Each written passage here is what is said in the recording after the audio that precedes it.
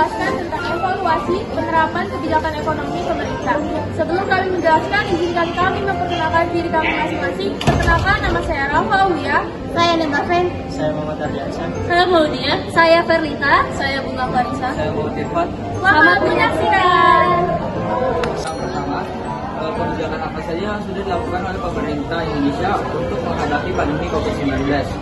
Kebijakan makro yang pertama itu ada menurunkan suku bunga, yang kedua itu melonggarkan makro prudensial, dan yang ketiga itu meningkatkan likuiditas.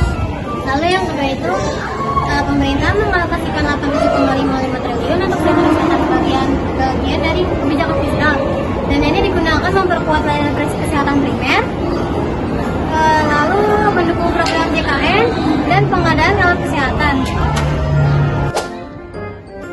Menurut pendapat kelompok kalian, apakah penerapan kebijakan tersebut sudah tepat sasaran? Jelaskan. Menurut pendapat kelompok kami, kebijakan tersebut sudah tepat sasaran. Yang pertama, kebijakan moneter menjaga stabilitas perekonomian selama Indonesia pandemi. Kedua, bantuan sosial membantu masyarakat miskin bertahan selama pandemi.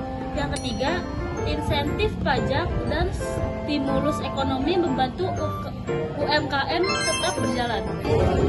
Bagaimana dampak yang ditimbulkan dari penerapan kebijakan tersebut? Di sini ada dampak positifnya. Yang pertama, perekonomian perlahan mulai pulih setelah resesi.